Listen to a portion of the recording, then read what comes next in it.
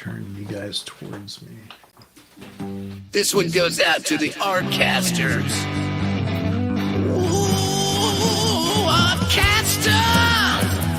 I say you're catching your spell, Artcasters. Catching your spell. Ooh, you're gonna cast that spell. Strike the hell. Whoa! Ooh, hi, hi, hi, hi, hi.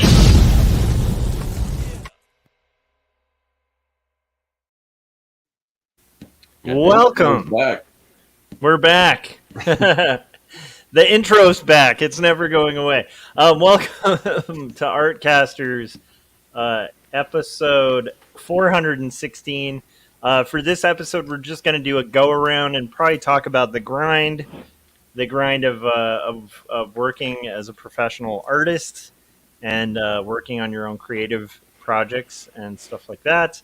And we're just going to kind of catch up as well and have like a little round table. It's been a while. So I am Joshua Kemble. You're on my channel. If you haven't yet, you want to buy a comic that talks really openly and candidly about topics like suicidal ideation and panic disorder and reality type stuff. There's a very candid, frank, autobiographical book I made a couple years back called Two Stories. It's hand-drawn, hand-lettered, hand-inked. It can be handed to you in print at bookstores everywhere. And also, there's a graphic novel that I made called Jacob's Apartment that is a kind of slice of life story about two roommates that are in their early 20s that are polar opposites. They both start going through some tough life circumstances, and they're polar opposites philosophically too. Jacob is a Christian, Sarah is an atheist, and they both go through some rough life circumstances, start questioning their identities as well as their ideologies, and find themselves falling in love. And as they fall in love and fall for each other, their dreams and reality start interweaving. It's kind of like if you took Eternal Sunshine for the Spotless Mind, put it in a blender with Ghost World. If you like the flavor of that kind of doomed romance, then check out Jacob's Apartment, which is at bookstores everywhere, and you can also get on most online bookstores and free shipping on Amazon. So I'd recommend, if you don't mind the mega corporation of Amazon, maybe order through there. If you want to support your local places, order through there. All right, Cory, where can everybody check out your work and find your wares, my dude? Yeah, you can find my stuff at CoryKerr.com if you want to sign up for the email newsletter. Since I don't post much on social media outside of Substack or YouTube anymore, you can go to CoryKerr.com/email. And I've got a free little 4-page comic there for you if you sign up for that. I love that. And Cory, I still feel like you, in about 5 years from now, we're going to have live streams of you in the back of a van, basically being like, they're trying to take me off the airwaves. And it's going to be like a pirate radio adventure with Cory Kerr. Oh yeah, we'll be driving around. You'll have to follow along. You'll only be able to hear me if you're within 2 miles of my van. Yeah, it'll be great. You'll be like, okay, I'm Substack's over, guys. Drive near this cross street, and you'll be able to catch the live stream. The danger that they don't want you to hear. Anyhow, you guys should check out what Cory's up to. It's pretty cool. And what you're doing with Substack makes me feel like a boomer who still needs to get on Substack, but it makes me feel better about Substack because, like, I'm very slow to take on new things, and what you guys are doing with Substack's pretty interesting. So, Scott, where can everybody find your work, and also possibly if they have a penchant for alcohol and horror movies? What video should they check out? Yeah, that's a good lead in. So I've got a YouTube channel, and the video that Josh is talking about is my sequel to my Slaughter Pops, which It's basically Otter Pops meet slasher movie villains. Go through the whole process. I did one of these last month, and now but there were so many like horror icons, slasher icons that I didn't get to, so I'm doing another round of that. So that video is up, and go check it out because, quite frankly, it could use the views. Other than that, you can find my work at serkworks.com, and there you're going to find digital products that'll help you create comics better, faster, and more efficiently. I also have my comic book, Young and the Dead. It's a kids versus zombie adventure story. Just think Goonies meets Night of the Living Dead. That'll give you a good idea of what it's all about. And I've got my custom-made sort of custom made. I'm not making them for people. Like send me like their photos or something. I'm not making them, but I have wax packed like old trading cards based on all the great movies and TV shows and stuff that we wish we got wax packs for back in the days, and I make them very authentically, and those are available on my online store at serkworks.com, along with my prints and all that kind of stuff. So yeah, check it out. Awesome. And to the person in the chats, you said that I accidentally typed 416 rather than 437. I did, and I just fixed it in real time. We're in the future. So anyhow, thank you. Thanks for letting me know in the chats. I think that was Dylan, so I appreciate that. And hi to Pepsi, Dylan, Keeman, and Mydrin. All right. Hey, Oh, and we've got Jim saying, hello, children of the corn. Yeah, speaking of episode numbers, I know Jim is anxiously awaiting for 444. So that's true. He owns all of our triplets. It turns out that Jim is actually a serial killer who's obsessed with triplets. But anyhow, yeah, 444, I'm pretty sure. I also know that it is October, guys. So keep subscribed, right, to the link below for the Artcasters, as well as all our channels, because I'm guessing, just a wild guess, but for Halloween, generally every year we have an amazing Halloween episode with David Hartman. And so I'm guessing that might happen this year. So just make sure you guys, and we might have some guests that aren't us hosting. Who knows? You never know. You never know. Yeah. I always miss those shows for some reason. Yeah. I don't think I've been on one in a while. It's always Scott is always absent. I think it's because of Scott's religious views about Halloween. he's the guy who has his door closed and the sign. I just passed out Chick tracts and exactly. Yeah. Anyhow, okay. So I guess we're just kind of doing catch up, but I'm kind of curious to hear just where everybody's at on stuff. I know that right now I'm this is nothing new for what we do, but it's I'm juggling a million things. I had to do some robot illustrations recently. I'm prepping for Q1. I'm enrolling for a credential program at the local Cal State. All sorts of crazy stuff. And I'm still keeping up on, doing pages of this crazy graphic novel. So I know I have a million things swimming, but I'm really curious because I haven't heard too much from you guys on some of this stuff. So I am curious, Cory, how's the comic going? Where are you at? What kind of hurdles are you facing with taking on a comic again?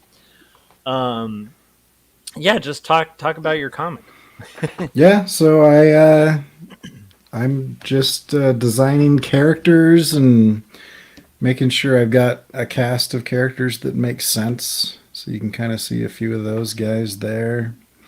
And story beats, which I won't show on the screen. But so I'm writing scenes kind of as they come. I'm trying to figure out how much or how little I want to stick to certain bits of history that I'm kind of drawing from. It'll be if you look at the scale of historical fiction, you've got Josh over here, who is very concerned about, and Gary, who are like very concerned about like the correct wallpaper pattern, right? And then you got me over here where I'm like, yeah, some of that stuff sort of happened, and I'm making everybody bugs. So that's that's kind of where I'm at. But yeah, it'll be very loosely based on some stuff that sort of happened mixed with a bunch of stuff that probably didn't. So yeah, I don't know. It's yeah, it's interesting. It's slow going. I think writing is always more difficult for me to get into because I can't like listen to audiobooks while I'm doing it or whatever. Whereas drawing, whatever. Like in the past like 2 or 3 months, I think I've listened to like upwards of like 16 or 17 books of this series I'm working on, and so I can get a lot done, a lot of animating and drawing done, but not a lot of writing done. So I don't know. Anyway, just a change up of the routine, I guess, a bit. No, I totally get that. Anytime I'm working on a script, which I haven't had to in a while, but yeah, that's always hard to get used to because you want to like throw on like a YouTube or like a podcast or something like that, and it's like just you and silence, or at least with the way I write, like if not silence, it has to be music that's not like lyrically distracting. It's really an interesting thing, like how much writing is just really forces you to just be you and the page, whereas with art, you almost need music and conversation and stuff like that happening to kind of get in the flow of things. It's an interesting dichotomy, those two things. Yeah, and then I think so, and then trying to figure out like how detailed do I want to get, and so I'm doing like head turns to make sure that the character designs that I'm doing can make sense at different angles and things. Trying to figure out like proportions and ratios of stuff that's loosely based on actual insects, but like what level of squash and stretch do I want to deal with. It's all of those little decisions that you get to make as you're kind of doing this type of stuff. Like the rules, I was going through this on Substack actually of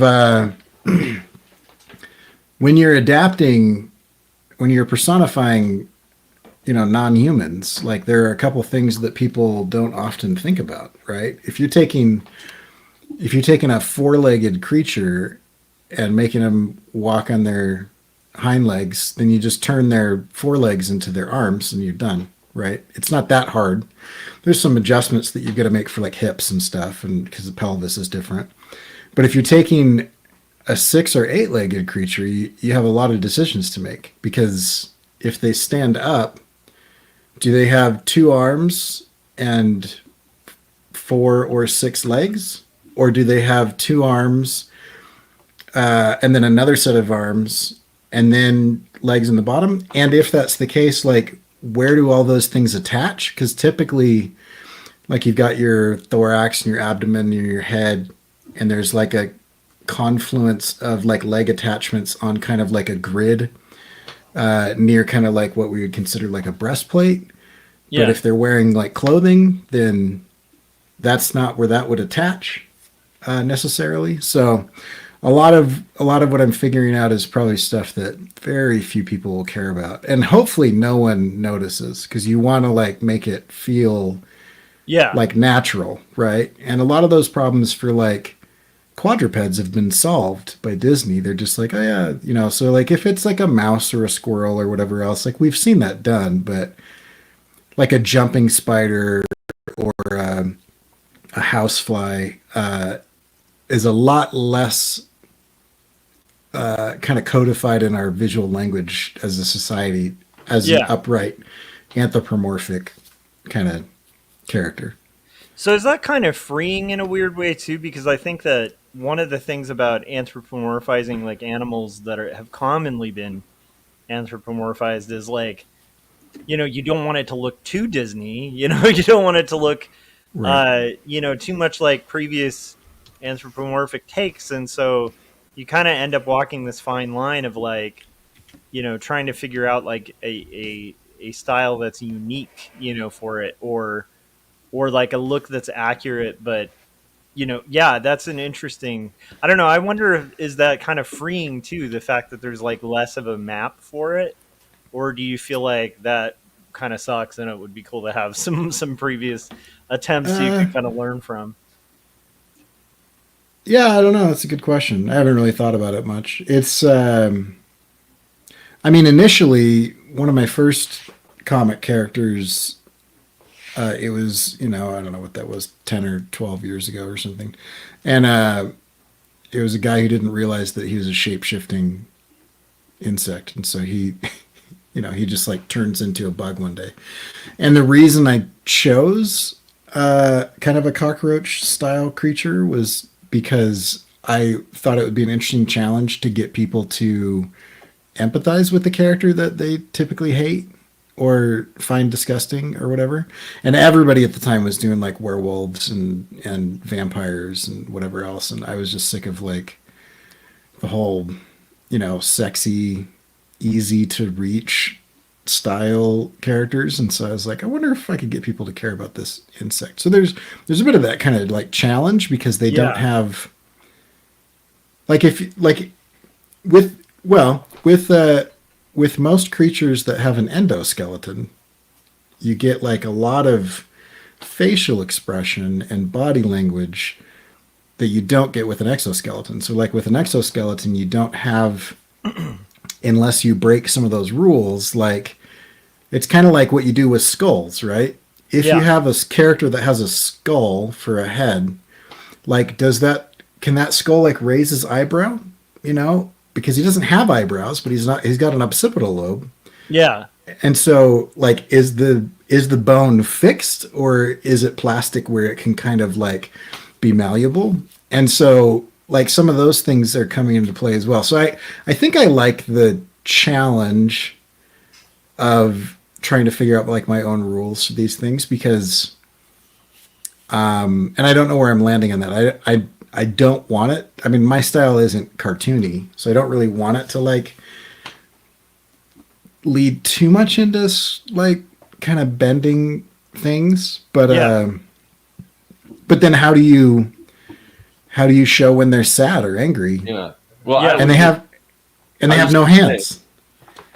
I always think of like Spider-Man. He's got a mask on, but he's able. Right. His eyes will get bigger, or like he'll be able to kind of wink with his mask on, which is, and I think in the movies they explained it with some Tony Stark technology or something. But in the comics, it's just like, oh yeah, he can express himself through his mask. I don't know how that works, but it works in comics. So Yeah, and that's where it might be all eyes. I might be doing all of that. But yeah, it's an interesting challenge. And then they don't have hands. Yeah. Like they can't make fists. So they've got suckers and claws and weird little phalanges and hairs and stuff, but they don't have like a hand where you can see that they're angry or happy or gesturing or whatever. So I think one of the most fascinating characters ever designed for animation is the rug in Aladdin. Yeah. That is kind of amazing. Because like it's a rectangle, but like you could tell when it was sad or when it was happy or when it was excited or when it was trying to get your attention. Like it was a flat rectangle with tassels, and they totally figured out how to make it emote. So anyway, love that. Frank just called me a nerd, and I'm offended. This is Frank's intro every time where he's like, hello nerds. How's it going, Frank? It's good to see you, man. I feel like I haven't seen you in forever, my dude. Also, let's see, there's a couple things in the chats. Mydrin said, wow, you guys are getting ads tonight. That's a first. It's not, but also we take super chats, just throwing that out there just in case. Let's see. But it's ads in the middle of the stream, though, not at the beginning and the end. I don't know. I just put them at the YouTube setting. So I just click ads and then I don't know what it'll do. So, yeah. But if that's interrupting your flow, I apologize, you guys. Also, Dylan said, I think this is regarding Cory. Cory, you might want to address this one. He said, I received Ultra Mega 1 through 3 a few days ago, and I've read 1 to 2, and it's good. Issue 2 was a little boring.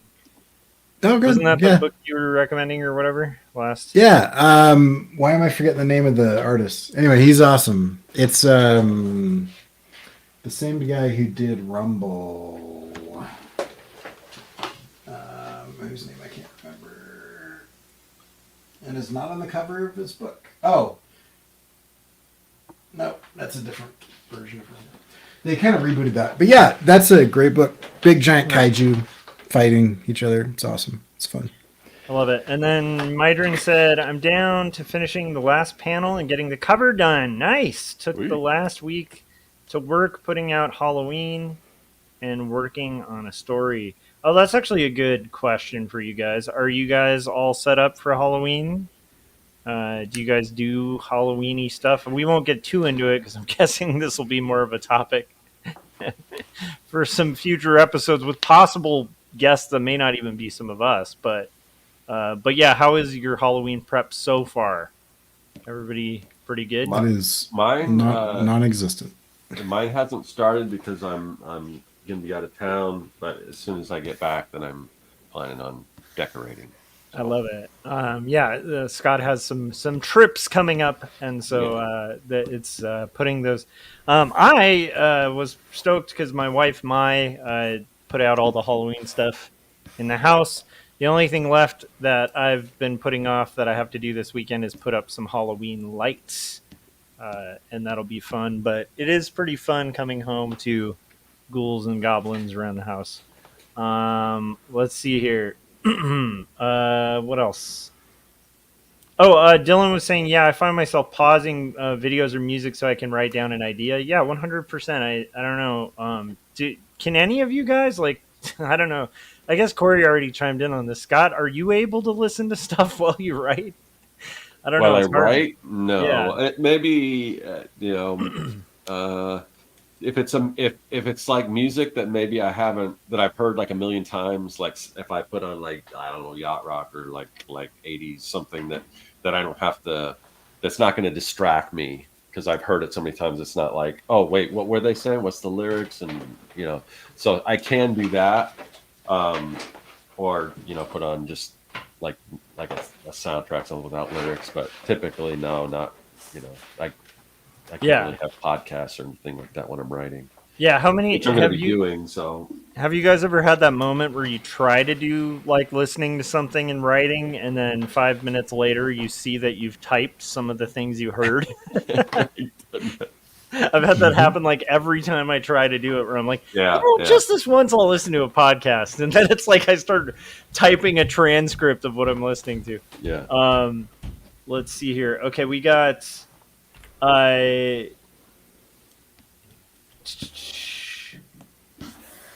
Mydrin also said, I have to go into my actual job, which always slows me down. Yeah, I think like jobs slow people down. I mean, it's like my current job I love so much, but it's like, yeah, there's definitely a allotting time for the paying work thing that I found even with freelance. Like I found even with freelance, quite often you're taking the paying work, and then these personal projects are always something kind of like we've talked about it a bunch on our show, but like it's a lot like working out or something that you're trying to do that's beneficial to yourself, but it's just the time is never convenient and it never really arrives. So you just kind of have to carve out, time, which is increasingly like very difficult. So I feel you on that in the chats. Let's see. Frank said, I've been busy with the ladies, and by ladies, I mean buying dice. Nice. And then, what else? Oh, nice. Frank said, I'm running a game for Halloween, just not on Halloween. That's awesome. And then Gary just joined us. Okay, that pretty much catches us up on that. Scott, how's everything going with you and the videos and stuff? I know you were having some thoughts on your videos and like kind of things you wanted to have come up and stuff. Yeah. Like that. How is that coming along? It's well, I don't know. I'm just kind of I'm I'm juggling or trying to come to terms with some harsh reality that I think my channel is kind of failing, or I don't. I've heard once before somebody say that like YouTube channels kind of have a life cycle, and after a certain time, it's really hard to get up to keep going. So if anyone's been following my YouTube, what I'm doing on YouTube, recently, about, I don't know, a year and a half, 2 years ago, has it been that long? A little over a Yeah. year. I changed what I was doing. I kind of stopped doing how to make comic related content. And at the time, my thinking was, well, I've already got an audience on YouTube, and I'm like, and I was toying with the idea, well, do I start a new channel for this stuff, or do I just continue on what I'm doing? Because part of me was like, well, I think the audience that I have is still going to be interested in the new stuff that I'm doing. So I think, I mean, and there might be some people that aren't, but I thought as a whole that would be the case. So I decided to keep, okay, I'm just going to put up a video letting people know that I'm stepping away. When I come back, it'll be something new. And I did that. And when I started doing that, the videos, they were doing all right, but it just seems like ever since, and if you are following my videos, there's a lot of time and that goes into them, way more than I used to. So I'm spending like 10, I don't know how many more times as much time creating these really highly edited videos and scripting things out and just putting a lot of time into them. And it seems like every video I post kind of, it's trending downward and downward and downward. And I when I started this journey, I just did a bunch of research on YouTube and everything. And so, even with that, I'm not an expert, so I don't know. But now I'm kind of thinking like, okay, I've got 25,000 subscribers on my channel, and the fact that like my latest video it's been up a week now, hasn't even cracked 100 views. That's kind of a problem to me. I mean, so it makes me think, well, does it really matter that I have 25,000 subscribers? Evidently not. So, and I'm wondering, and again, I'm not an expert, but Yeah. Is all the data and everything that's attached to my channel, is that what's kind of, holding me back? Because if YouTube thinks the channel is one thing and it's not that thing, and it doesn't understand what it is, I'm wondering, well, what if I just kind of start over with a new channel, fresh? And part of me is like, well, I could be doing these videos that take 60 hours to edit and everything, or do from start to finish with the project and everything, put it out there, and then no one watches it because it's a brand new channel. So there's all this stuff that I'm trying to figure out. And then part of me is like, well, just what if people just don't like this new content as a whole? I know there are people that do like it, obviously, because and the other thing is just even engagement. Like I'll put up a video and just rarely do I get comments. And again, when you've got a channel that's got 25,000 subscribers, you expect a little more than that. So, and part of it is like, I think, and I understand a lot of it. Like I've had that channel. All of us have been doing YouTube for so long. Yeah. That I realize most of those people still don't watch. They just haven't unsubscribed. So that's probably that's part of it, but it's just like, I don't know. Just what I'm doing right now isn't working. So I get to figure out what the next steps are. And I have some ideas. Because I've already one of the ideas I have is I already have so much content that I've created. Yeah. Instead of redoing everything, what if I kind of repackage that, maybe take some of it and add new stuff to it, but take some existing stuff and kind of maybe redo those videos.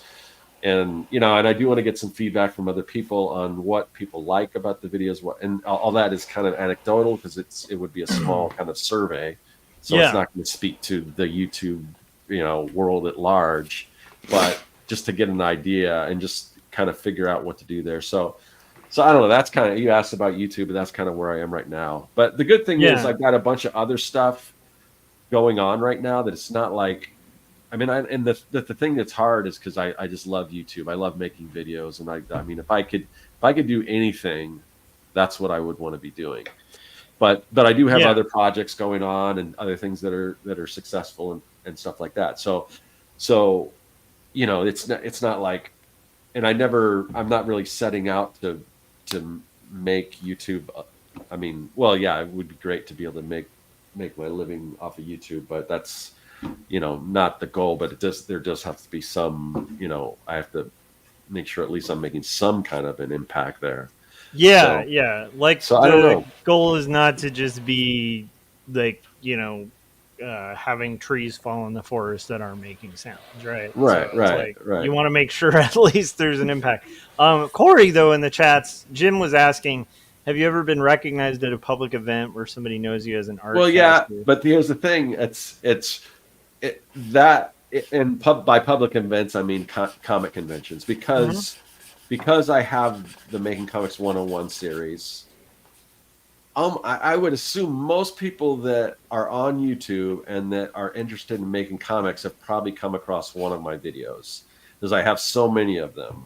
Yeah. So just because of that, I'll get people that recognize me because, you know, there's just so much content out there. But again, that's a different content from what I'm doing now. So there is, you know, maybe I do start a new channel with the new stuff, and maybe from time to time I'll just, if there's something, because the reason why I stopped doing comic content was because I pretty much said everything there was to say that you know, but every once in a while something will come up that like, oh, that's, or, you know, we talk about stuff like that here on the Artcasters, comics related. So but if something does come up that's pertinent, then maybe I just drop it on the existing channel. I really don't know. I don't have an idea exactly what I'm going to do yet, but it's you know, that I'm just kind of Considering it all, yeah. Considering different options and what to do, and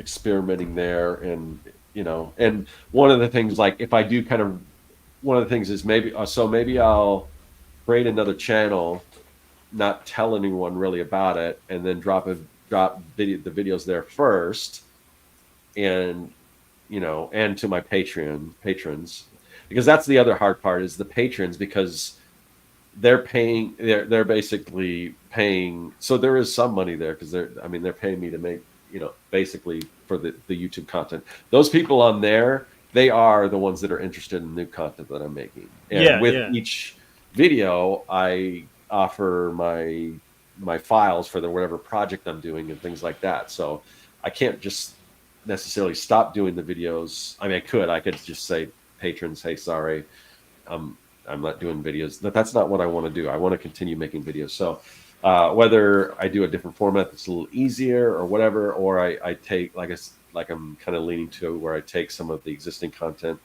kind of cut it up, change it, add some new things to it, and then maybe drop it on this secret channel and see if YouTube algorithm says, hey, what's this? This is something different.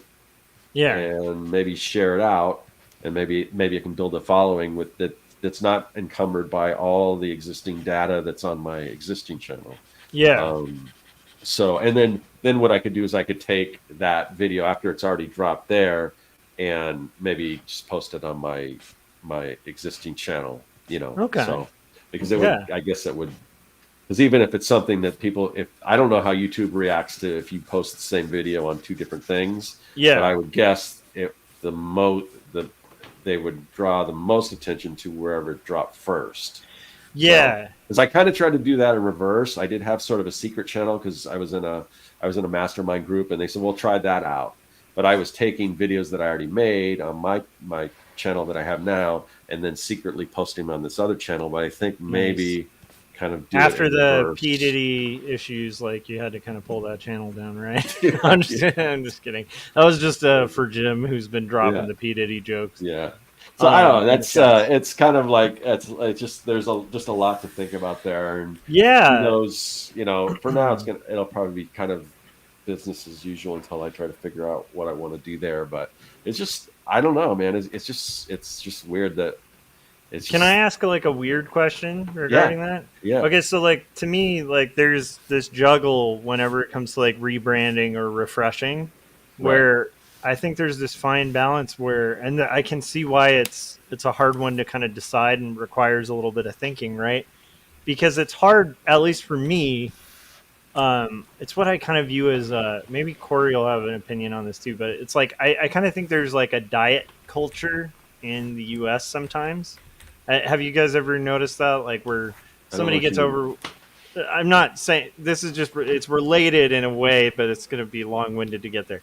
So I think we've all You mean known actual people like diet, like actual diets? yeah, yeah. So Okay, we've all I don't known know. people who are like struggling with weight Right. loss or Yeah. Okay. whatever, and Yeah. every 2 months they're on a different diet Mhm. plan, Yes. right? Yeah. And sometimes it's just a matter of like, well, maybe instead of just like some special diet, you just need to like alter like life. I'm not saying you. I'm just saying with those people, like sometimes it's like more of like needing to alter the overall, or like just building a better habit, or just staying with it and like doing the exercise, right? Yeah. But it's always tempting to be like, okay, we have like this fast thing that's gonna just like instantly, if I follow it for 2 weeks, I'm gonna drop 20 pounds or what. You know what I mean? Yeah.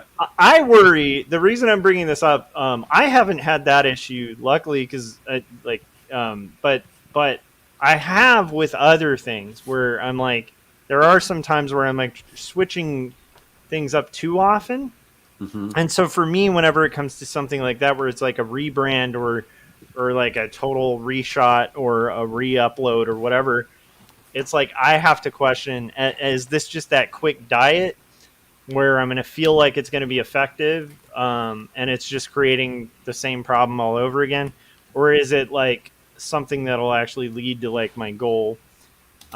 That's so. The reason I was bringing that up is just like I can see why that would take a while to figure out, because it's hard to know. Like, is this like Yeah. would creating this special channel stuff just be more stuff that's not really going to get you to your goal, or would it Yeah. It could potentially be. be? And then how do you know unless you try it? Yeah. That's It's the thing, because you yeah, never know. You could like, how long do you stay with something, yeah, not knowing if it's going to be a success? yeah, And in my career, I've reinvented myself so many times, and it's kind of like what they say about businesses. Most businesses fail, and then yeah, like you some of the successful people may have had you know 20 different businesses, and just one of them hit, and yeah, no one knows about the other ones because they'll just know about the one that's successful. So yeah, it yeah, could be like that. I don't know. And how long do you stay with something, other than the fact that, again, I mean, I love doing this. This is kind of what I want to do. And the fact that yeah. it's not hitting is like, because, Yeah, it's you want other people to love it as much as you do, you know. yeah. And it's not, and Yeah, the discouraging part isn't that, because I understand if it was if I wasn't getting as many views as I liked, but yeah, if it was trending upwards, at least yeah, inching up every week instead of trending down, yeah. Watching like a that's slow yeah, inch down is very yeah, discouraging. Yeah, no, I totally get that, and relate to it a lot too, because I have similar things with, and I don't know if I have the right approach to that kind of thing either. Where it's like, like my music doesn't get a ton of people like listening or anything like that, but I keep making these songs and albums and stuff, and I'm like, I don't know, like I I question whether it's kind of like comics too. It's like I question whether I really have much of a choice in the matter, or if this is just kind of the creative stuff I'm going to do, and I have to just kind of keep doing it. And it's hard for me to judge because I've had mixed results with all of it. I didn't yeah, start getting like the comic field was pretty closed off to me for quite a while, and then some publishing deals came out of the woodwork, and all of those came from just doing the work and being like, I'm just gonna make the best thing I can, and it might come along. But I don't know if that's always the right approach. And I know that I'm like for me, and I think Scott and Corey we're all kind of the same way. We're the type of people who, like, when we start something, we like to see it through. yeah. So that's hard to, it's just hard to navigate. Yeah, that's interesting. Sorry, it's just an interesting thing to be struggling with, because Yeah. I relate. Yeah. And I don't know what the answer is, right? Because the other thing that's weird about YouTube is like, who knows? Yeah. Like even the That's the guys who've thing. had wild success with YouTube, it's like, what's, yeah, I don't know if they even know what they're doing. I don't know. Yeah, I don't know. It's hard to figure out. So I think you might have an audience confusion issue. Yeah. yeah, Yeah, I mean, if you think about if you think about you shifted demographically pretty significantly. Psychographically, I don't think maybe as much, but like demographically, there was a pretty significant shift in age, right? Where a lot of your since you're going for like things that Gen X would remember from their childhood. I mean, Yeah. even somebody my age, I don't quite remember all of the things that you're Right. doing videos on. And so, because some of them might have come out before I was born, or might have come out when I was 4, or whatever. And so there's you're not necessarily tapping in to the same demographic group. Now, psychographics, I think people that are interested in making comics have a tendency to also be interested in toys and play and creativity and those types of things. But I wonder if the shift you shifted so hard into an older demographic that you lost Yeah, yeah. a I significant definitely see what portion. you're saying, Corey, and I tend to agree with you. But one of the things that YouTube does provide on analytics is that it'll let you know what age group watches your stuff, Right. and I would say it's pretty much the same before and now. Like for instance, no one under 18 watches my channel. It's like 0 on the demographic. It's always been that way. Sure. What are you talking about? We're such young, hip, like speaking to the youth kind of guys, Right. like let me But grab my skateboard and talk to the hip kids.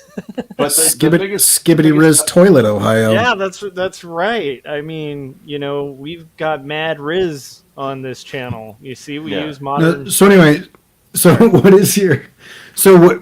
But that might be proving my point, because if you are shifting to a demographic and you don't pick up that demographic, but you maintain your existing audience and your views have shrunk and your metrics are showing that the same age groups that you were getting before in higher numbers are continuing to watch, that's showing that I don't know a lot of boomers and Gen X that are as active on YouTube demographically as millennials and Zennials and Gen Z. Right. No, that's a case, but I was kind of going for more of a niche thing. And like Sure. because so my girlfriend just started a YouTube channel for her writing, and she's basically doing what is this the 100 is making comics but with writing. So she was doing a lot of research on YouTube and stuff like that, or not a lot, but some. And she's my age. I mean, you were 2 younger, but in the same general age group. And she's found a lot of videos saying if you're over 40 or whatever, don't discount YouTube. That it's great to start a channel and stuff like that. So there are definitely niche areas and people that are. So I mean, it's just, again, there's just, and I think I definitely agree with you, Corey, because one of the things when you're teaching how to do comics, sure, there are some people that have always wanted to draw comics and are older, and now they get the chance to do it, so they're doing it. But when you're teaching how to do comics, a lot of it's kids searching how to do comics. Well, yeah, and again, the data doesn't show that, but there is a certain demographic over 20 that would watch that probably aren't watching my newer content. So yeah, I mean, there's a lot there that definitely makes sense. So yeah, I don't. It's so that's one of the reasons why yeah, I So probably it was just so it would have been so difficult for me. Now it doesn't matter to me because it's just like I'm not really getting any views anyway. But it's like, well, why would I start all over from zero when I have yeah, some sort of audience? And sure, some people are going to drop off, but there's still an audience there, and it's just it's just not. yeah, and there's always the worry too, where it's like, well, I mean, while your channel may not be like a million, subscribers, like you have a decent subscriber count, so that's tough too. Where it's like, what if you start from zero and it ends up worse or hurts the main channel you already have spent all this time? Yeah, it's so Yeah, hard to and in do. the grand scheme of things, and Yeah. anyone that talks about YouTube, Yeah, subscribers are just a vanity metric. They don't mean anything. yeah, Yeah. it's Most about people that watch your engagement. videos aren't subscribed. So Most people that watch mine are subscribed, which is my problem. or my students. I Yeah, love that. I don't hit a percentage of my subscribers. I yeah. go Yeah, But what's multitudes the more subscribers percentage than of views. 25,000 down to 100? I mean, that's just Yeah. bad. There's no Sure, other way yeah. to sure. say it. It's just bad. So Well, and then the other thing I was wondering, and not by way of critique, but just by yeah, curiosity, you've developed kind of this mad scientist persona that Right. I think works really well. This is fun, Yeah. but I wonder if that more playful persona doesn't land with the shifted older demographic. Yeah, and I even it's slightly changed, and I've got some of that feedback, especially from my girlfriend, that she doesn't think it's as authentic because I kind of ham it up a little more than I normally would. But again, part of that, and the reason why I do that is because, and people that are YouTube gurus will tell you not to do this, but it's not necessarily the things you want to do that's going to be successful. It's whatever the algorithm drives, Sure. whatever. So you kind of have to lean into that. So, when I was a kid, I used to make videos, and I would make little kind of SNL style skits and fun things like that. So so when I did this, I'm like, okay, I'm just going to do this the way I want to do it, where I cut away. And in the early ones, you can see this more, where I would cut away and I have like a character and I'd be in a costume or something like that. And of yeah. course that, as I went on, that I kind of stopped doing that as much because that's even more work involved. But even on the latest video, if you watch the difference between, and it might be subtle, I still might have to kind of figure it out, but, from the first Slaughter Pops video to the second one, I'm kind of a little more laid back, trying to be a little more, authentic, where I'm not making as big a hand gestures. And I purposely, for this one, I kind of sat down so I'd be, a little, instead of standing up. So things like that. So just as a test, and one video isn't a test of anything really, but I agree with you on that. And that's something that I kind of be open to not playing that up as much. But I don't know if I could ever totally get rid of the mad science So vibe totally. so I I could make have it more, because I don't know. I still think you need some kind of brand, and I think yeah. So I have like a couple mixed things. Like one is I think there is. I actually let's hear you answer Gary first because I think it'll tie into what I'm going to kind of okay. talk about. So Gary wants to know, what does success look like for the work you're doing now? What are you hoping to achieve, and what's the goal?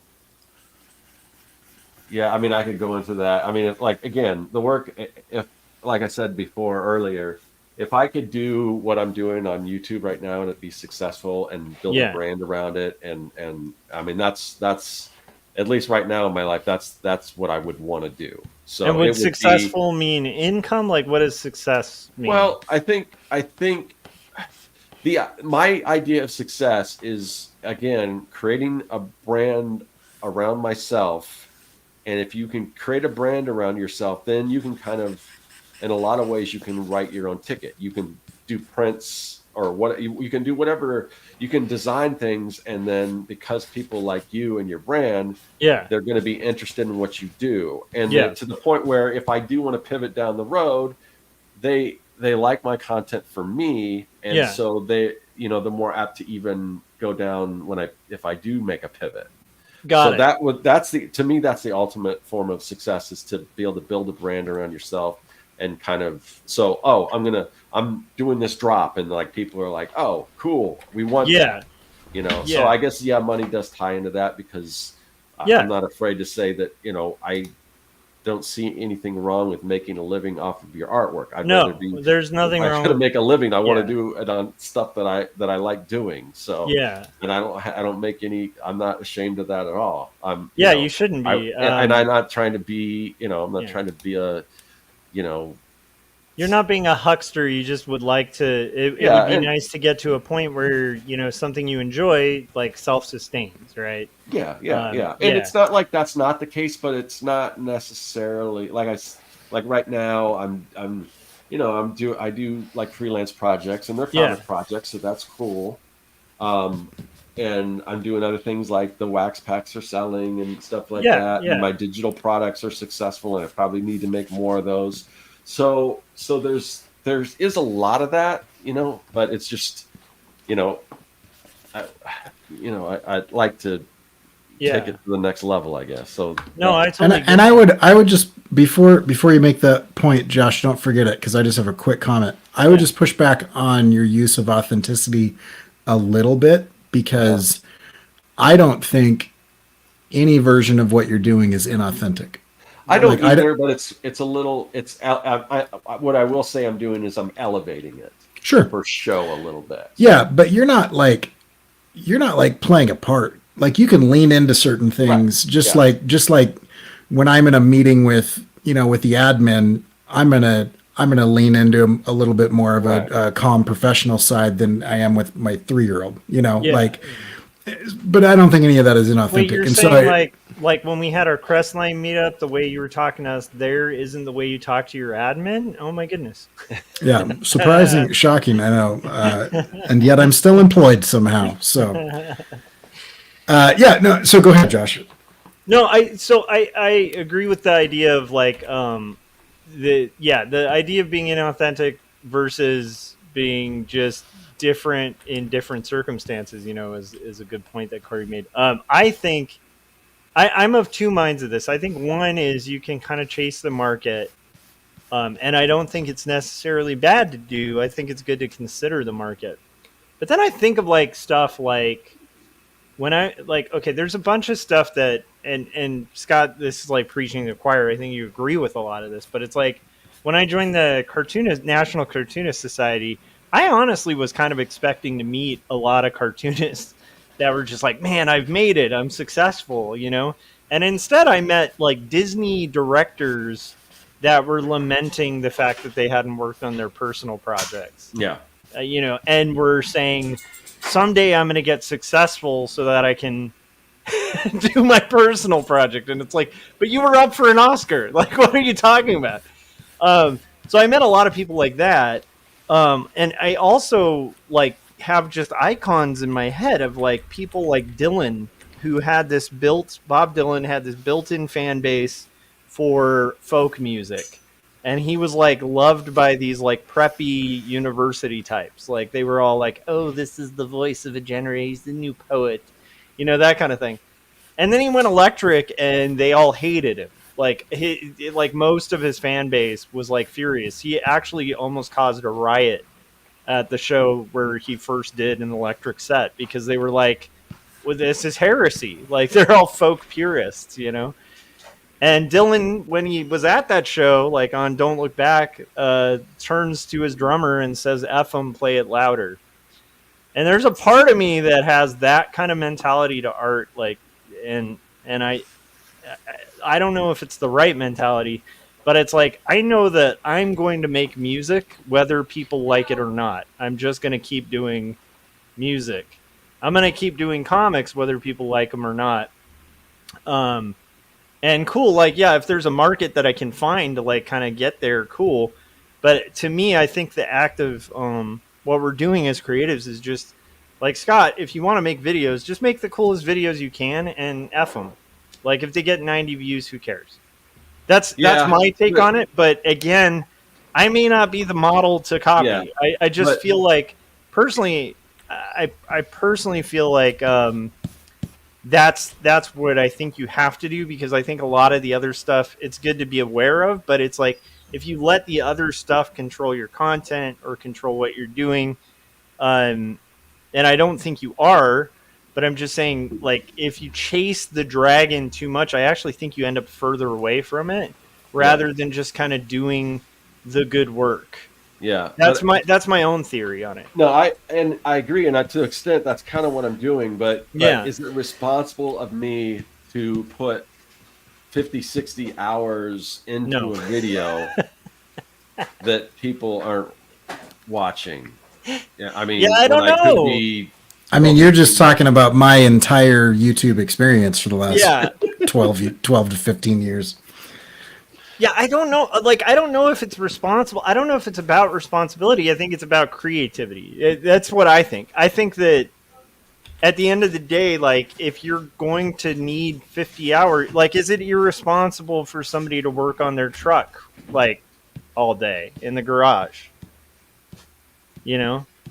Like, there's a million people. Like, is it irresponsible for people to spend a buttload of money on vacationing and traveling around the world? Like, I don't know, man. Like, that's, I guess what I'm getting at is, like, I love making music. I love doing these live streams with you guys and hanging out. Whether, like, I love the fact that we do have, like, a small but very loyal, group of fans that show up in the chats and stuff. But to me, it's like, I'm more and more starting to get to the point, at least in my life, where I do want success. It'd be great if, like, my graphic novels, which haven't sold nearly what I'd like them to, if those sold like a million, issues, I'd be stoked, right? I could. That's what I would like to do for a living. But I've come to, like, I don't know.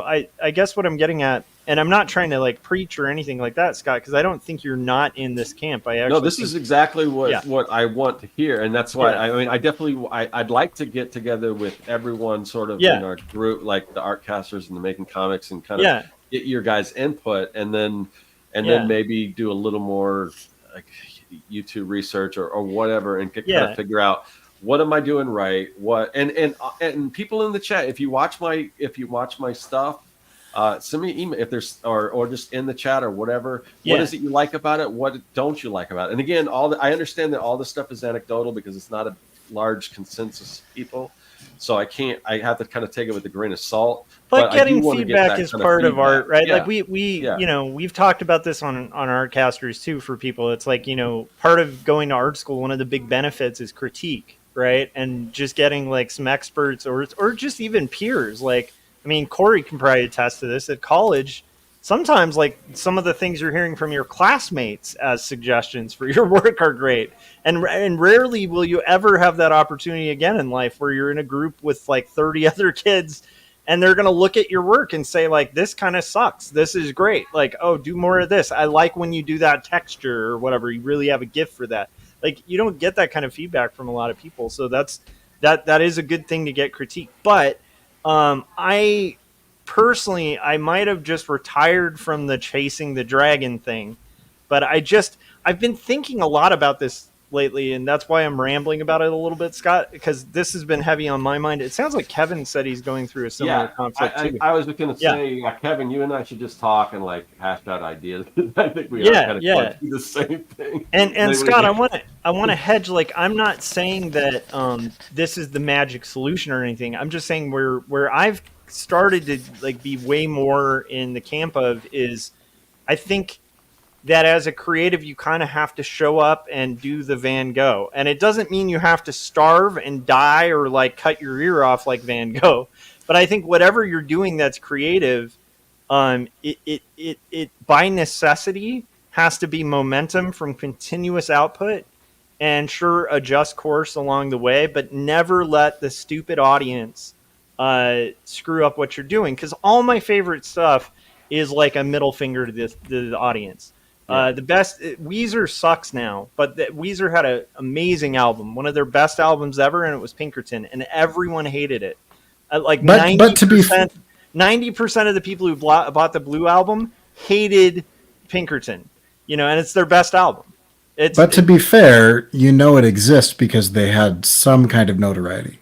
Like, Yeah, no. That's what I'm getting at though. Is like what I'm getting at is yes, sometimes the things rise to the top, or sometimes like the band sells out later, and then you find their back issue album Pinkerton, and you go, "This band's great." But but my point is, um, I think that like regardless, I think if you're worried about the market, then the market starts dictating what you're creating, and I actually think you have less likelihood of success in it. I think you just kind of have to chase what you think is cool and follow some data points. If you're doing your own solo creative work, I'm not talking about corporate. On a corporate level, yeah, do stats, do numbers, get like committees and stuff together, hire a marketing team, all that stuff. But it's like on a personal level, I don't know. That's what I kind of. and I agree to a point, right? Like I think going corporate is boring and soulless and whatever, and we all have to do that to a certain extent. But Yeah. but I also want to push back on that idea again. I don't think there's anything wrong with trying to hone stuff in for a specific audience. I think trying to please everybody, right? Which is always a bad idea because you're just going to come up with bland, boring, whatever. Yeah. But like finding your tribe, like finding those that resonate with what you're making 100%. in a similar way. So I just think for me personally, when I'm telling myself like, I don't care. I don't care what people think of this. It's a little bit of a cop out. Yeah. For I me, agree with because it's a little bit of a, I can make whatever I want, and because I like it, who cares, right? And it's one of those nuanced things because if it were better, if it were more honed in, if I was better at promoting it, which I'm terrible at, if I was better at doing this stuff, or if I spent a little bit more time dialing certain things in or whatever,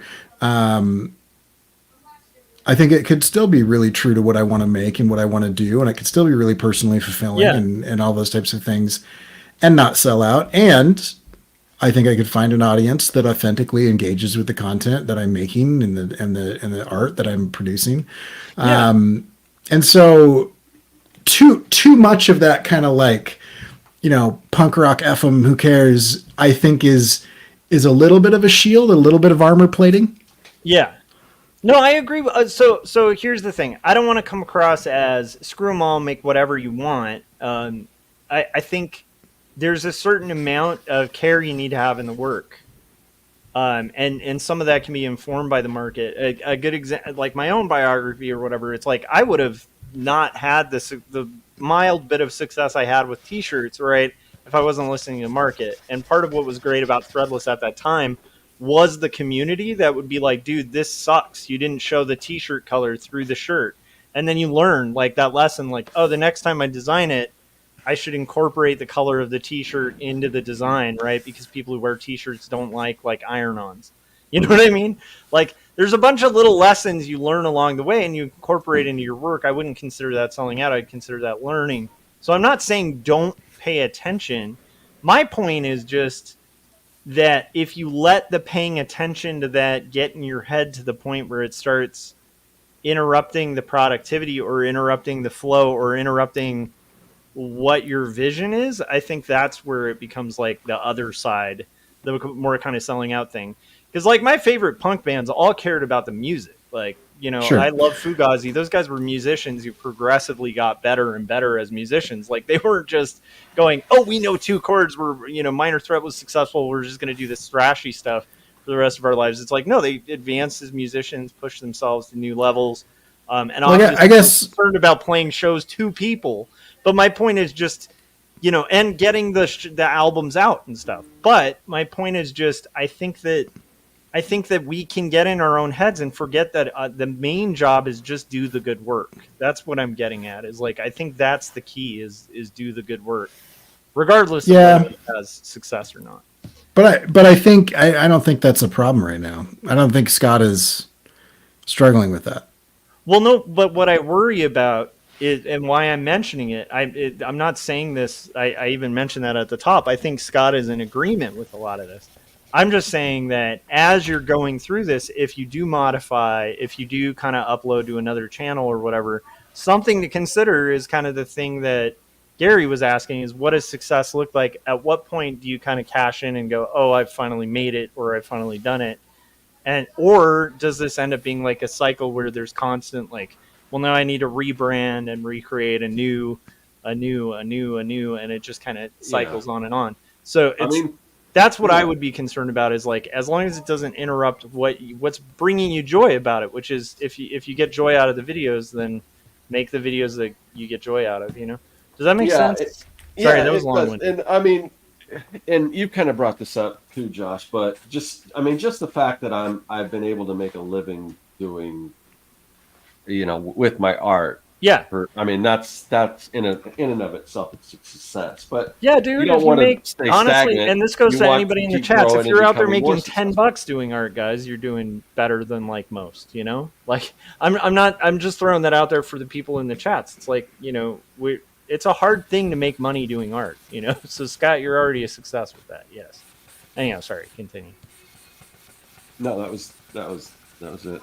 But Okay, I kind of feel like I'm hogging the conversation as far as what I'm doing and everything. No, you, John.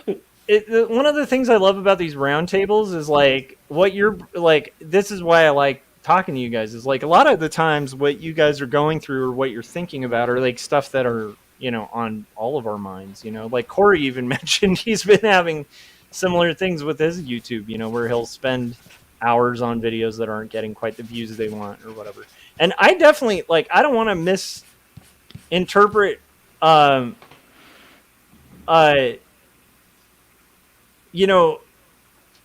don't want to misinterpret. Yeah, I agree with Kevin too, where he said as a professional punk I can say you have to do your own thing, but yelling at a wall is tiring and doesn't move you forward. Yeah, I agree with that too. Like it's very frustrating making stuff that's not resonating or not getting quite the reception that you want.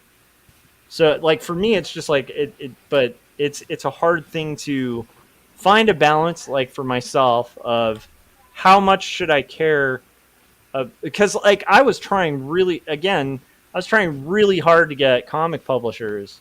I was just bashing that wall and it wasn't happening, and then finally I just made the work and then the publishers happened. And it's like I don't know how that doesn't. I don't know. Like to me, all I know to do is make the best thing I can, and then try to market it the best I can. And if I can change marketing, cool. But I don't know. It's just it's a hard one to figure out. Is all I'm saying. I'm sorry. I'm not really being very helpful, or it's just an interesting thing that I think about a lot too. So when I'm saying like the F 'em play it louder thing, I'm not saying you don't need an audience and you don't need people to hear. I think that would be foolish. I think there has to be a sense of what you're doing is important to kind of keep doing what you're doing, whether or not it's getting the reception you want it to. I think that's more the angle I'm getting at. Yeah, I don't think anybody disagrees with you. Okay. So then I'm just talking to a brick wall. I'm doing exactly what my point is you've made the point, but I don't think that's what Scott's struggling with, or that there's even a risk of that for him. So yeah. That makes sense. Yeah. Well, maybe I'm misreading it because I've had times where that was a risk for me. So I guess that's kind of like maybe more why I was reading into that. Yeah. I don't know. I don't know. I don't want to speak for you, Scott, but I mean, is that because you could very easily go do a Jazza thing and start making a bunch of fan art and well, I'm not saying I never thought Scott would sell. Oh, I know. I'm not saying you were, Josh. Hold on though. Okay. Don't. I'm just saying, like, if you wanted to, you could go do that and you'd get traction, but you don't want to do that. Right. Yeah. And every once in a while, something will pop into my mind, like, okay, so I've been on YouTube for so long. At least I know how to make videos and I know how to do that. If I made a video, like I put this video out when I was doing my my KDP books, and there's a whole community around KDP, and I'm not in that because now it's, and I don't really produce those books anymore because now everyone's doing it with AI and just flooding it with all just a bunch of garbage. But I put out a video, and it was like a sponsorship video. It was just affiliate link to like software that helps you create puzzles for books and things, and it was okay, but the software itself was okay for a lot of people. For me, I kind of took just a portion of that, what that software could do, and created my own thing with it because it was very limited. But anyway, so it wasn't the best software, but it was okay. But I guess that's neither here nor there. But so I did that video, and I was getting, for a while I was getting a lot of affiliate money for people purchasing the product and stuff like that. And if I would have just dedicated my channel to KDP and making videos on how to make money on KDP, I would have just based on that one video, I could have replicated that for me and probably did pretty well. But that's not what I want to do. Yeah, but there are times it pops in. Well, what if I just to make some money to support the other things that I do? What if I just do videos on something like this, because I know how to make videos and everything, and I could probably do that and probably, get an income from YouTube doing that. But that's a hard one, right? And I'm like, no, I don't want to do that. Well, and I don't even think like it. Let's say hypothetically, you were like, dude, I really like opening Pokemon card packs, and you're like an artist by trade, but you're like, you know what? Yeah, I'm gonna open Pokemon card packs. I'm gonna make a YouTube video, and like if that blew up, I wouldn't consider that selling out. No, like I want to be clear about that. That's at all. If there's like a way to make a living, If there was like a hobby I had that I just for fun, like you said, like if I was into opening, like I was doing, like I had a lot of fun opening old like gross out baseball cards, like magazine style. That I did a video that was fun, and that wasn't hard to do. Fun. But yeah, if I did something like that and it got an audience and stuff, then yeah, I wouldn't have any problem doing that. The problem is, it's a problem, but it's also like a benefit is that my hobby is making art. It's the same thing that I do for a living. So if I had some other thing like that, and that I wouldn't be opposed to doing that at all if it wasn't art related. But I don't know. Like you guys, it's kind of interesting. Like so. Now I can't believe since he hasn't been doing art videos. Now I'm forgetting his name. Can't remember his name now. It's I think you even I've met him at shows. And Cory, who's the artist that you got the books from when he was trying to sell through his stuff? Jason Brubaker. Yeah. Okay. So he used to, and he did pretty well with art, but he kind of started a separate channel because I guess he got divorced, and then he found a girl. I think she was Filipino, but I think he moved to Philippines, and it was basically a long distance relationship channel, and it got successful more than his art channel ever did. So that was something that, because he knew how to make videos and stuff like that, he probably started that, and it became more successful than his art videos. So, something along those lines, if there was some other thing, but I don't really know what that is, and that would just be something that would maybe happen by accident, and, which I'm sure that's what happened for him.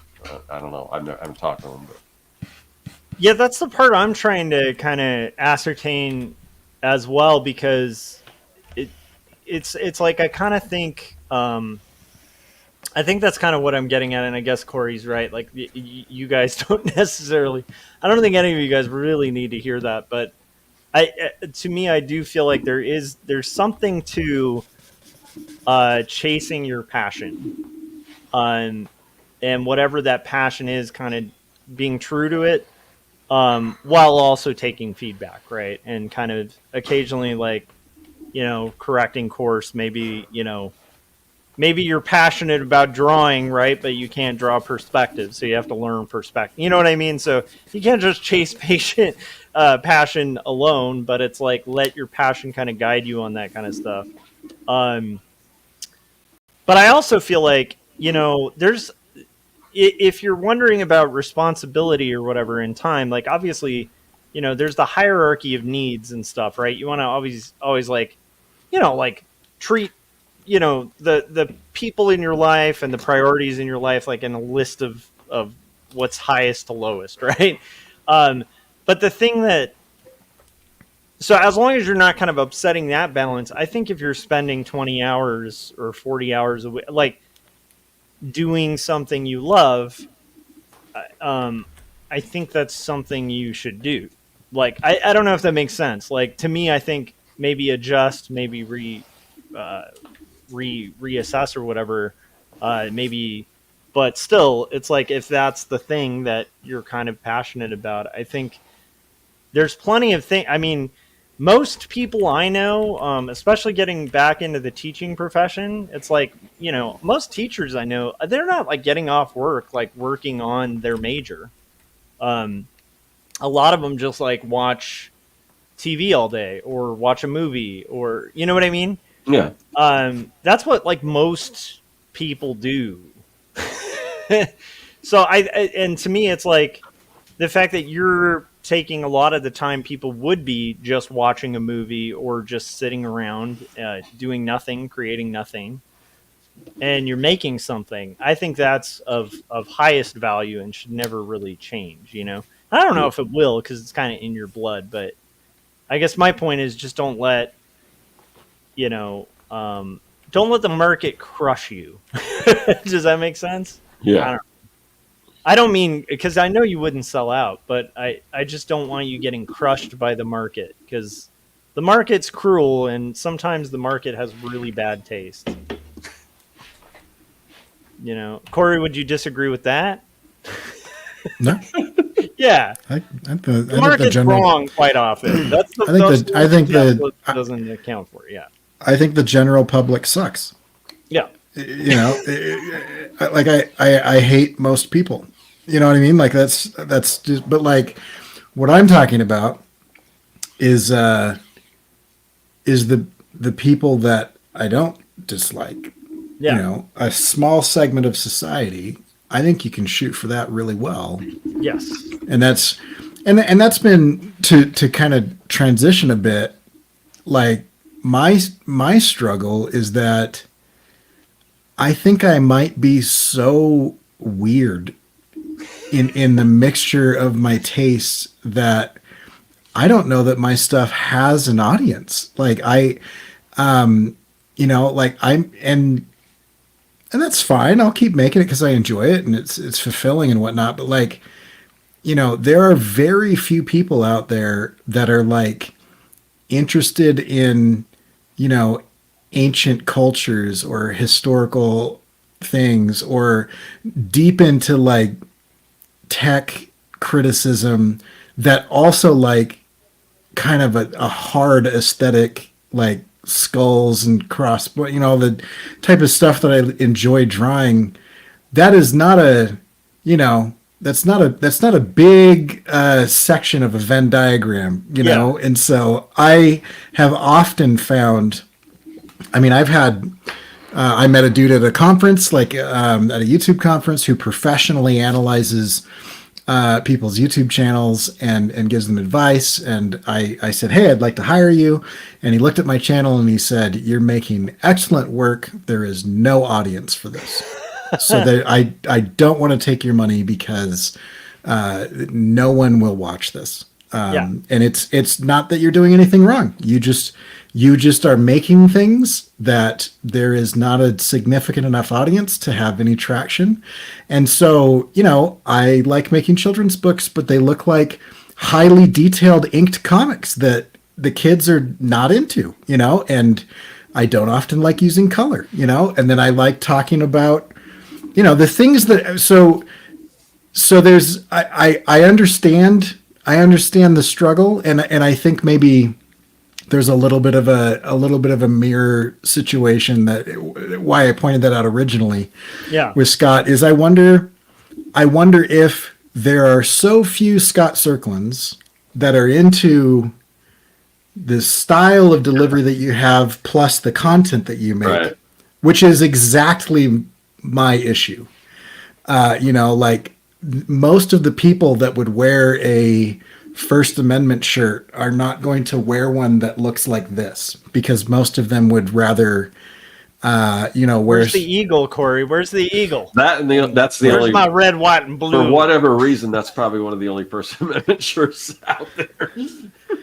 That's true. I know. It's like, and I even have people that argue with me about this shirt, like, and I'm not even asking. Like, I just put it up. And I'm like, hey, I made a thing, and somebody comes down there and says, like, the First Amendment's only there because the Second Amendment exists, and I'm like, thank you for your opinion. Do you want to buy it or just go f off somewhere? And sadly, I having taught civics over the summer, man. Like last year, I'd be surprised how many people have actually read the thing. Oh yeah, no, I was okay. When you see the knowledge people are getting out with into the world as voting, it's like most people who are like have the Constitution tattooed on their arm, they haven't even read their tattoo. I was in a meeting yesterday for a couple hours with one of the public affairs officials from the Department of Defense. And I don't think I can talk about a lot of it, but I can tell you the questions that the students were asking, I was like, you guys are in frickin' college? Like, yes. Like, somebody was like, so what are you going to do about the assassination of Donald Trump, or the attempted assassination of Donald Trump? And the dude was like, nothing. I'm in the military. Like wrong, dude. And he was like, so you're not going to do anything? And I was like, dude, do you want the military policing the citizenry? Like, do you understand why? And anyway, but yeah, I can say this. There was a recent successful assassination, and the way it was described was a missile that doesn't blow up that has spinning katana blades on it shot from a drone. Jeez. And then I said to myself, I don't know, maybe my art isn't that odd. Like, if that's reality. And I looked it up, and it is called an R9X, and it is a terrifying Hellfire missile. So here's the thing, though. Like, Corey, the demographic you described, like Chris in the chats was saying, I'm part of that demographic. I'm part of that demographic. Yeah, like, I'm not saying they don't exist. Dude, I'm all about like anthropomorphic insects and weird existential conversations while also talking about cyber doom. It just kind of I actually, this is I guess in support of a little bit of what I was trying to say too, is like all the bands I like were hated for a long time. Like there's a lot of musicians and artists I like that like weren't discovered till after they died, you know. And that's the stuff I tend to be drawn to. I don't tend to be drawn to like the big stuff. And the big stuff I am drawn to was influenced by that stuff, right? So it's like I don't see how, like, with my things that I like, how I could envision anything further than just kind of like a long struggle against the wall. And if the wall breaks, cool. But it's like I kind of feel like with the niche and the interest that I have, I don't see, you know, like a mass, you know, Harry Potter like scenario. But then again, you know, the creator of Harry Potter didn't see that. So sure. I don't know. I guess it's tough, but it's like, man, there's so many weird things. Ben was reading a book called The Wild Robot the other day, and it's such a weird kid's book, but it's great. And now it's a DreamWorks movie, you know?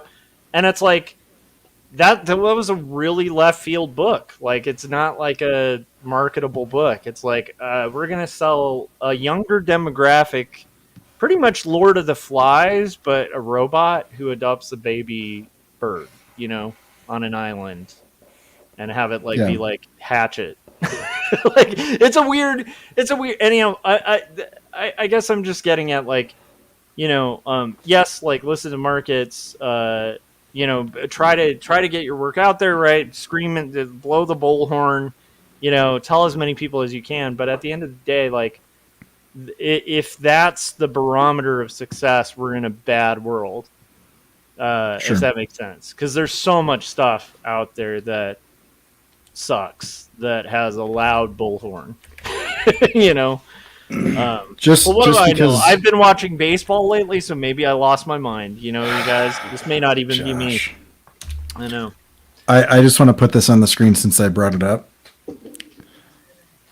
This is Oh, Oh, this is it's actual katana blades. they call it it's nicknamed the Ginsu missile, but it's an R9X Hellfire, and it shot from an unmanned drone, and this spins. And anyway, this is to kill one person. yeah, that's the cool thing about it is instead of taking out like 4 entire residential buildings, you can just take out a single car at a freeway. I guess you take the good with the bad. I mean, I guess less Yeah, I mean, casualties are a good thing, kind of. I saw a video of drone warfare where scary, but somebody used a homemade drone that had a stick attached to it against like a $2 billion or $1 million I heard about drone. that. Yeah, And you watch the drone just fly to the propeller and just go poke with the stick. And eventually it just blew up the drone. But yeah, we're in a weird clown world sometimes. And also the strange levels of innovation, the wild creativity people put into murdering each other is a shock. Wild Chris that's says, that's cartoonish. yeah, Chris. I mean, when he said it, I was like, "What?" And he's like, "Oh yeah, you can. It's out there. Like it's public. Like the picture I just got was from the AP Wireless. Like it's, but it's bizarre because it's like I imagined a little exaggeration in what you were saying, where you're like, it has like spinning katana blades, and then you show it, and they even have little katana designs on them. Like no, it literally is like if I were 12 years old and designing a missile. Yeah. And it just happens to be a really effective way of doing that. All it's missing is that after the katana spin, the missile opens up and another missile comes out. Like it launches another missile. Or it has a gun in the missile somehow. Yeah. I mean, here's the character when I was a kid who was like a bounty hunter guy. He had these bullets that you'd shoot, and then once they go inside you, then they would explode inside. Oh my gosh! I love it. Okay. Wait, no, I can't. Hold on. Sorry, I was going to comment, but I think I'm under NDA for that from like 20 years ago. But okay. That is a thing I've heard of, Scott. Oh, I'm sure, yeah. But as a kid, that was I'm probably not the only one that came up with the idea, but I did have a character that like, as soon as it goes in the body heat triggers it or something, and it just blows. Okay, violent comic book. Because we're almost at the end, so let's end it with this. As children, violent comic book stuff, because that's a good kickoff. So I had a character. I've mentioned this in 2 stories too, but I remember in 5th grade we were learning about the Black Death. Mm-hmm. And I was like, the bubonic plague, that would be a great villain. So I made a super villain called the Black Death, and he threw these like little eggs, and they had like a bunch of little holes on them, and then it would release the bubonic plague on people. So that was one of my horrific weapons of choice. Yeah, I had another one. I've showed some of the pages up. Like originally, if you can, just to date myself, if you can imagine a time before there was actually a movie starring Arnold Schwarzenegger called The Predator, I created this character called The Predator, and it was this guy. It was basically like Daredevil, but it was all kind of like Daredevil and Black Panther. He was all black, more like a Daredevil costume, but he had like a tail with like a devil like spade at the end. And he would use he'd use his tail and like whip through people and like rip them apart and stuff like that. Here's a weird question. Why do you think it is? Like, because when I remember when I was in like junior high showing my dad, no, it wasn't even a junior high. It was like 5th or 6th grade. I showed my dad one of my comics, and he was just like, why did you have to have the guy shot like 80 times because it was just It's they a were like rite the of most passage. violent things on the planet. And I wonder what that is with like, at least I don't know. I had this crazy like violent drawing phase. And it was like about the right age to like discover stuff like Spawn or something like that, where it's like, yeah, he kills the ice cream man with an ice cream scoop. That's Yeah, awesome. well, if you you're know? older than that, I used to, when like whatever Conan came out, and I'd always Yeah. draw like barbarians, and they'd always be like cutting the heads off of people. And Yeah. And it's weird because now I don't know. I'm not against drawing violence. I just like if I sit down to draw, I'm not like, man, I can't wait to draw somebody just getting pumped full of lead or something. Yeah, It's never crossing my mind. But back then, man, that crazy violence was a wild Yeah. thing. All right, Cory, any wildly violent art you did as a kid? I kind of gave up on art as a kid, so no, Yeah. not really. he just So does it that's all nowadays stuff when he you has- put off when, till like you're. put your heart into it. Yeah, Yeah, that's true. I showed that to a class the other day, and they were all like, "That was really traumatizing." I was like, "Oh yeah," but I don't know. If you want to see some of my more violent stuff, just go watch any short film I've made. That's true. That's true. Well, I love it. This was, I think, a good conversation. Hopefully, everybody in the chats found it useful. And again, we always try to just kind of talk pretty openly about like whatever is going on in our creative journeys and stuff, because hopefully it's useful to you guys. If not for anything, just to know like we're kind of the struggle is real and we're all in it, and like I said, I've met guys who are like wildly, like by all of us on paper would say are like wild successes as artists, and they themselves usually feel like, if I can get this next thing, then I'll finally reach the thing. So it's an interesting thing, but I appreciate you guys hopping in the chats and joining us. And if you guys haven't, obviously hit subscribe, hit the bell so you get notifications, all that fun stuff. And make sure you get Jacob's Apartment and Two Stories. Cory, where can everybody follow and keep up with your work? And can you make your screen a little bigger so everybody can see your rad bugs? Because I want to see them a little. Oh, closer. by the way, Cory, I don't know if this is intentional, but pull your stuff up because I saw something and it looks that one that's selected at the top. Yeah. I totally see a mouse, like a fun mouse character. And do you see it? With the mustache. Oh, right in the middle. Dang. Yeah. And once you see I didn't it, even you see that in the yeah, in the negative space. That's wild. It looks like a weird Fozzie Bear. yeah. It kind of does. Yeah. It's like, good hi, stuff. kids. Sorry to point that out, but With Yeah. his like arms behind his head. No, let me just accentuate that for everyone. Yeah, we'll just come right in here. There we go. And then we got some that's how I ears. feel after a good day's work. Just Yeah. kicking back, put your arms back. Good stuff. Oh, It's Fozzie Bear didn't- getting stabbed by 4 needles. Yeah, it's there you go. that's There it's so it is. weird because it's a thing that, and usually it's something sexual in nature. You usually It's don't the see thing you don't Muppets. notice as an artist, and everyone's like, "Oh, why are you drawing? Why are you Let drawing me- this Alex Symbol?" let me I help honestly everybody- didn't even notice. Let me help everybody understand here by putting this on the screen. Yeah. Okay. Yeah, so Oh, I just that almost does look like 2 eyes, a nose, and the thing look like 2 big buck teeth, like a beaver. Yeah. yep. Yeah, there we go. I actually All right, really well, like the that's teeth on very that. helpful Pretty awesome. to eliminate that guy as my main villain. So that's good. I kind of like it though. Like I'd almost make him a villain that maybe that character is his symbol. That Oh man, I need to do like a death's head moth or something. I'm really struggling with the bad guy. Like I'm trying to do like the whole triangular thing. I was thinking of making him a wasp or something. And anyway, he's more of a evil Lex Luthor style character, like evil billionaire, business magnate type thing. But I love what you're building there. It's really cool.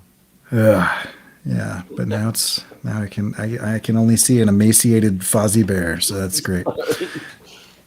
Dylan's got a good idea. Just no, that was great. I'm Ladybug glad. is the No, I'm villain? glad you did. I should do a ladybug as a villain. I was gonna do a ladybug being murdered in the opening scene by way to really paint the villain as evil, since everybody views ladybugs as cute. But yeah. Anyway, we'll see. Yeah.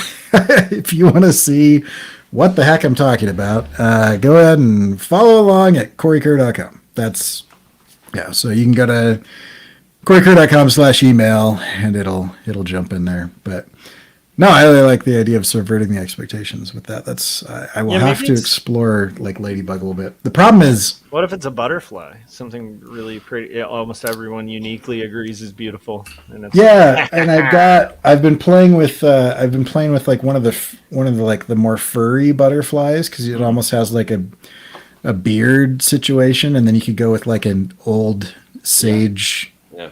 Kind of situation, but that's true, because all old sages, all wise people tend to have fantastic beards, you know. Right. Yeah. So anyway, we'll figure it out. Maybe. I don't know. This is I don't know. Yeah. I like how we took turns talking about stuff. I talked about bug thoraxes, and everybody was like, well, that's horrifically boring, and then we spent the rest of the time talking about something interesting. It's not an actually one thing that we should use as a topic at some point would be anthropomorphizing, because I do think what you're doing is so essential, and like that debate of like whether you should go kind of like Tom and Jerry, white gloves, like human kind of behavior, or more like the Disney approach where it's like more organic to the animal. It is an interesting. That would be a really interesting topic all on its own. All right, Scott, where can everybody find your work? And then how do they keep track of this wild ride? But first, before that, let's say it's been hot lately, hot summers. I need something to cool off. You want to try to make them yourself? They'd make great Halloween treats. Except don't do the alcohol version. You don't want to unless it's give out hard liquor to the kids. Trick or treat. Yeah, here you go. What's funny is in doing the video, I went out and bought like a big box of Otter Pops and a big box of the tropical Otter Pops, and we're like going to get, and like, what am I going to do with these? And I'm like, these are going to go to trick or treater. I'm going to, because I usually give out comics. I'm just going to like tape the unfrozen Otter Pops to the comics and give them as treats, So there you go. But it's different, Not everyone's. I don't like giving the same things as everyone else. But anyway, so yes. If what Josh was saying was, if you go definitely go to my YouTube channel, Serkworks on YouTube, and check out my Slaughter Pops 2 video, where I take 6 new slasher movie villains and give them the Otter Pops treatment, and I kind of show you how to make those and everything.